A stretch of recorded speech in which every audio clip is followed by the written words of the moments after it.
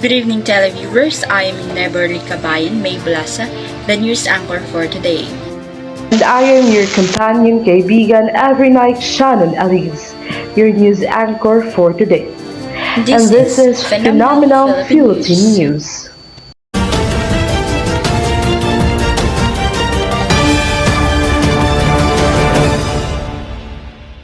In this era was the first election where COVID-19 is already negatively impacting election integrity in the Philippines. The struggle to control the spread of COVID-19, which remains a serious public health concern in the country. Election in the middle of New Era pandemic. On May 9, 2022, the Philippines is expected to hold its next presidential election. While there are worries that the COVID-19 pandemic would affect the election, limitations put in place in reaction to the pandemic are already endangering the fairness of the vote by making voter registration difficult. Philippine Commission on Elections, or COMELEC, offices around the nation were shattered. The state of democracy in the Philippines has also suffered since many are unable to register to vote due to the limitations. To ensure that the Philippines is ready to hold a safe, open, and competitive election, the government must resolve existing obstacles. However, institutional impediments threaten to prevent many Filipinos from having a say in who leads them. In response to the application backlog, COMELEC's spokesman advocated the establishment of extra satellite voter registration centers. This is Orivar Albios reporting. Isko Moreno held in Manila his Bilis Kilos agenda for Manileño and Marileña in Manila. Live reporting in Tondo, Miss Angeli Pacatang. Miss Angeli? Thank you, May. Good day to you and to our viewers. We are live right now and we are here currently in Tondo, Manila for Isko Moreno offer for a meeting the Avance. The meeting the Avance was also Moreno's way of showing gratitude to the Tondo people that raised him and raised him up to the unexpected heights. He thanked all the people who were part of his extraordinary life journey, his passengers as a pedicab driver, his Tondo High School teachers and classmates, peer boys, celebrities from his showbiz days, Manila City Hall officials and employees, captain reporters and cameramans, his campaign manager Lito Banayo, and all his campaign team staff. Isko Moreno's major accomplishments was the public housing projects, the education of all. He initiates the construction and improvement of various schools, the labor and employment o ang wasto at sapat at marangal, the health, the kalusugan at pagamutang abot kaya, tourism and the creative industry, infrastructure, kalye, kuryente, tubig at internet para sa lahat, digital formation, the agriculture, lupang bumubuhay at nagbibigay ng pagkain or food security, the good governance, and the smart governance. This was all my report about Isko Moreno running for president. This is Angeli Grace Pacatang, reporter. Back to you, May. Thank you, Miss Angeli. Alright, Senator Lacson Soto, running for presidency, held a meeting in the Advance in Cavite, expressed his opinion about his system of embark on a revolution. Live reporting, Miss Lauren Valenzuela. What is happening there, Lauren? Yes, Miss May, I am here in Cavite because presidential candidate Panfilo Lacson and running mate Vicente Tito Soto III is holding their meeting the Advances, or final rally attended by an estimated 50,000 people here in Carmona, Cavite. This event is a departure from the traditional meeting the Advances, which are typically held in areas frequented by candidates. Lacson underscored the significance of holding the campaign's final rally in Cavite, which he said is the birthplace of the several Filipino heroes and revolutionaries. This coming Monday night, I am asking everyone to embark on a revolution, not the kind of revolution which our leaders and heroes did, but a silent kind of revolution where we would use our pens and ballots to change the circle besides the name of who deserved to be our country's leader. He told his supporters. He said he is banking on his active and silent supporters to vote for him in this election. That's all for my report. Back to studio. Thank you, Miss Lauren. Live in Cavite. Supporters filled the 4-hectare football field of the municipality of Gimbal, Iloilo during the first meeting the Advance of the Unity. Sara Duterte added that they will pursue the Build project of his father, the President of the Philippines. The unit team of presidential candidate Ferdinand Bongbong Marcos and Vice Presidential frontrunner Sara Duterte hold the first of their 3 grand rallies in Gimbal, Iloilo Province. Marcos said they did not make a mistake in choosing Iloilo province for their meeting the advance for Visayas. They reiterated their call for the nation to unite ahead of May 9 election. Duterte, on the other hand, said that Marcos never talked to groups that aimed to overthrow the government to win the election. Bongbong Marcos will never sleep with the enemy of the state. Never, she said. For the past 90 days that they have been campaigning, the two have laid down their priorities, which are jobs, quality education, and a peaceful community. She added that they will pursue the Build project that brought peace and development, and also will push through the anti-criminality campaign of the present Duterte administration. Duterte also told the people that she may not be the best or the most intelligent candidate for the vice president, yet no one can beat her strong resolve when it comes to make difficult decisions for the position of the country. Reporting here in Iloilo City, Lucy Cuevas de Sena. Campaign Trail Pacquiao Barnstorm at Eastern Visayas, reporting Ms. Ella May Sally. However, in Visayas 2 weeks before the elections, the campaign rally brings from the standard bearer Manny Pacquiao to Eastern Visayas, the home region of Marcos matriarch Imelda Romualdez Marquez. April 26 of this year, Pacquiao started the summer leg visiting Catarman in northern Samar and Calbayog and Catbalogan cities in Samar. Even if the weather did not cooperate, there was no stopping supporters eager to see and hear Pacquiao speak. The coming days during this time has been jammed back with activities as the boxing champion turned politician is set to barnstorm the rest of the region, which are Eastern Samar, Leyte, Southern Leyte, and Biliran. Pacquiao is also set to hold a sorte in Tacloban City, the bailiwick of Romualdez's, and it happened last April 27, 2022, the week before Pacquiao braved Ilocos Norte, the heart of the Marcoses' political base. Overall, the campaign rallies of Senator Pacquiao in Eastern Visayas are all great and successful. I am Ella May Saling reporting. Back to studio. Thank you, Ms. Saling, reporting in Visayas. Alright, later on, let's have updates in the campaign rally in Cebu of Vice President Leni Robredo. We will right back after a short break. And this is Phenomenal Philippine News.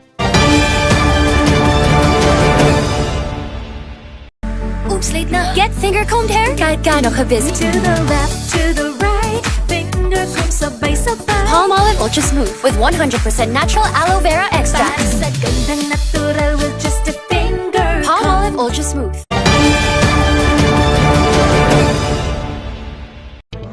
And we are back. Phenomenal Philippine News continuing. Vice President Leni Robredo expressing her gratitude towards her supporters in her grand rally located in Cebu. Reporting Mr. Erickson Magbuto. Actually, siya ng Cebu People rallies for presidential candidate Vice President Leni Robredo, and there's late mustered 150 strong crowd in Mandawi City yesterday. Vice President stated, alam niyo ang sinisigaw niyo, walang one Cebu. Siguro walang one Cebu ng mga politiko pero by one Cebu ng ordinaryong Cebuano. Ngayong gabi pinapakita natin na ang kapangyarihan nasa kamay natin, Robredo said. Another important note on her Cebu campaign stop in that she rallied supporters in several areas that are not one Cebu bailiwicks, including the cities of Bugu and Danao. Back to you, Ms. Shannon.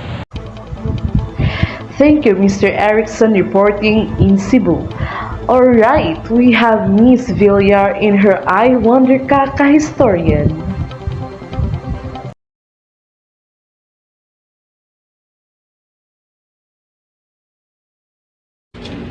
Hello, welcome wonders! Did you know that Ferdinand Bongbong Marcos Jr. looks set to win the Philippines presidential election?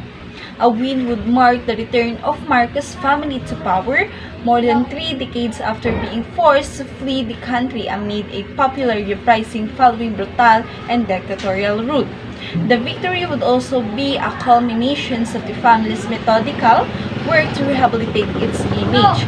Bongbong Marcos' namesake and father, Ferdinand Marcos Sr., was president of the Philippines from 1965 to 1986. Martial law lasted until 1981. Marcos' enemies faced detention, torture, and murder. Marcos Jr. was able to skip debates and give a few interviews. He emphasized unity in his campaign but was light on policy details. Politics think Marcos Jr. will be a different kind of a leader from his father.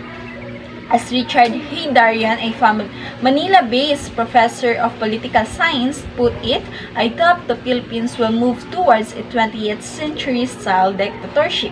I think that is kind of passé. However, only time will tell. His father's tenure began with similar. And this is Princess Kate Villar. Stay hydrated, everyone. God bless. Back to the studio. A huge number of Lenny supporters showed up at her grand rally located in Prosperidad, Agusan del Sur. Live reporting, Miss Shaina Haji Omar. Miss Shaina Haji, can you hear me? Yes, Miss Elise, I hear you loud and clear. Good evening, everyone who are watching this. I am Saina Haji Umar, and I am here live at Agusan del Sur, wherein Vice President Leni Robredo Grand Rally happened. Vice President Leni Robredo concluded her campaign in Mindanao with a grand rally attended by tens of thousands at the provincial capital compound in Prosperidad, Agusan del Sur. A large number of her supporters arrived at the rally venue on Naliagan ground via buses and trucks from neighboring towns, concluding their blistering house-to-house campaign to help Robredo toward the return of the Marcoses to power and the election of the late dictator's son and namesake Ferdinand Bongbong Marcos Jr. A while ago, many local artists was expressed their support for presidential candidate, Vice President Leni Robredo. Back to you, Miss Elise. Thank you, Miss Shaina Haji Omar. Live reporting in Prosperidad, Agusan del Sur.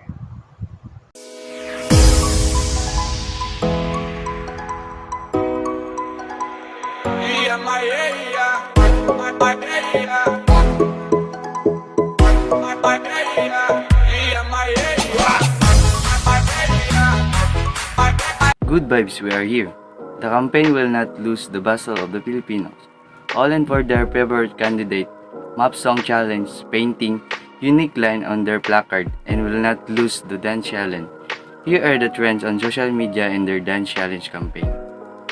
Bagong Pilipinas, Bagong Muka is the trending line of Bongbong Marcos supporters. It became famous during their BBM campaign rally by Andrew E. Thousands of fans imitated and joined the challenge to be young, teenager as well as the elderly.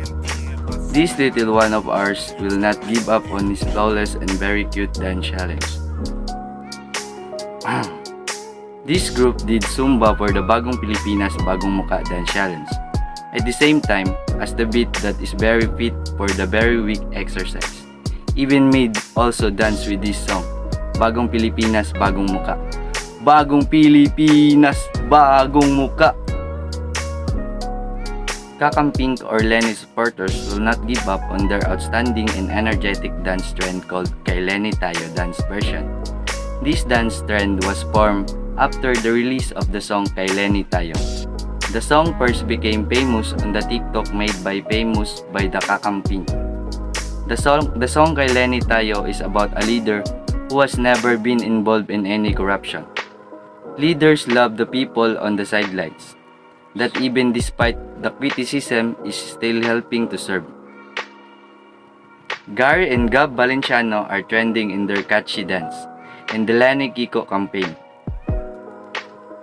Many netizens are entertained because they are very energetic and people like hype at the rally. Stay tuned for the next good vibes and trending chikahan in phenomenal Philippine news. In this history of election in the middle of pandemic here in the Philippines is really unpredictable. Right, partner? Yes, partner, we have kept on tracking on how enthusiastic the supporters who are running in the upcoming election. Fortunately, what matters the outcome, the important, we are still a single Filipino nation. That's right, partner. We must continue the peace of our country. Alright, let's end. I am your neighborly kabayan, May Bulasa. And I am your companion, kaibigan, every night and every day, Shannon Elise. And this is Phenomenal Philippine News.